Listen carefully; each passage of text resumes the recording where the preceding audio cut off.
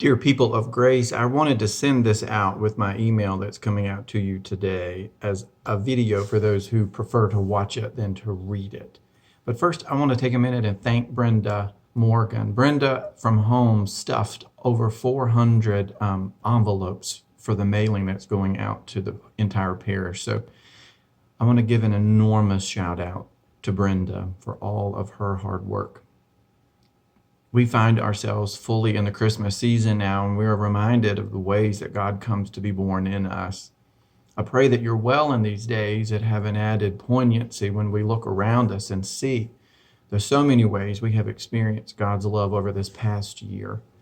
And to be sure, so many are struggling. I wanted to take the time to send you a crucial update on the budget as we reach the point where the Finance Committee creates a draft budget for the vestry to consider and approve. Indeed, this year has caused so much anxiety in many areas of our lives, yet I am in awe of how this community remains faithful to God's call. At this point, we are still experiencing a significant shortfall with the pledges for the 2021 budget. Last year's pledge total was $1,081,000. Roughly. And to date, we have gotten pledges for $847,000 for the 2021 budget. This shortfall will raise significant issues for us as a parish, and the vestry needs to be completely transparent with the parish about the challenges that this will pose. To put it simply, within parish ministry, there are only 3 areas that we can decrease in the budget. Ministry programs, which include Christian ed, worship, and music and such, staff compensation, and outreach, our compassion ministries. Some have shared their assumption that with the campus closed, our expenses must have been much lower.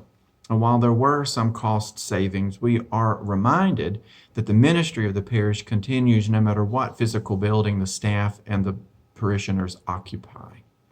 While that may sound like a cliche, when we closed the building, we did not close the church, because the church is the people of God who have continued their good and faithful work in this community.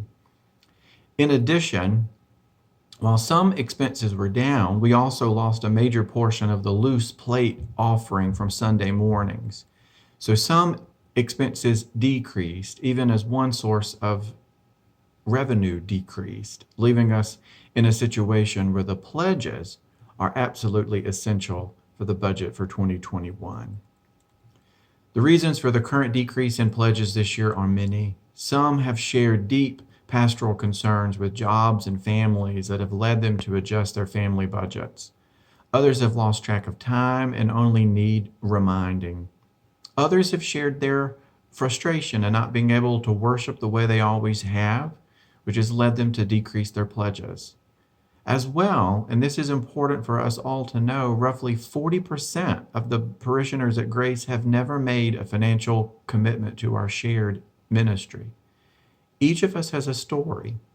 Some are grounded in a pastoral reality that warrants compassion, while others are grounded, if we're honest, in a consumer-driven model of church that needs realignment with the gospel's call to be the body of Christ in the world.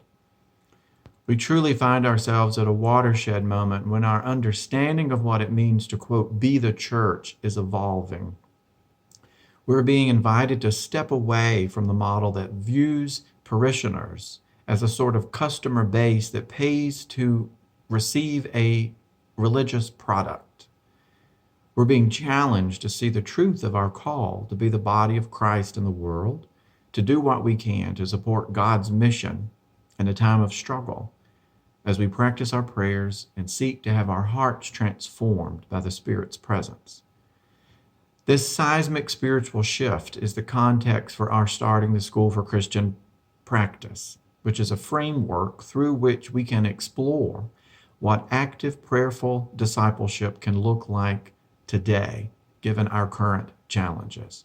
So I encourage you to explore the school's offerings as we engage in this reality. The parish budget is nothing more or nothing less than our family budget, if you will, to support our common life in following the Spirit's call. Through our worship, prayer, and our fellowship, Our hearts are transformed as we support one another pastorally and share Christ's compassion in the community around us. This is what it means to, quote, be a Christian, not to receive a service, but to be a disciple of Jesus. We felt the need to be transparent with you about our budget constraints because at present, given the shortages for the 2021 budget, we're looking at a 20% overall budget cut that will apply to those three areas of ministry programs, staff compensation, and outreach ministries.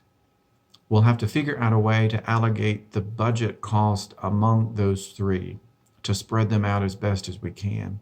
We share this not out of guilt or not out of shame, but out of a desire that a heightened consciousness can lead us to see the ways we are called to live together as a community. So many are struggling. For those who are experiencing financial strain these days, be assured of our prayers in these challenging times. For those who are waiting to be reminded, please consider sending your pledge to take your place in our shared ministry budget. For those who are frustrated and angry, please take the time to reach out for a conversation, even while you see the importance of the community's wider work. And for those who have never made a financial contribution to your parish, please see how our money is energy that can be focused toward sharing in God's mission in this world. If you have any questions, please don't hesitate to reach out. And I assure you all of my prayers, and I thank you for yours.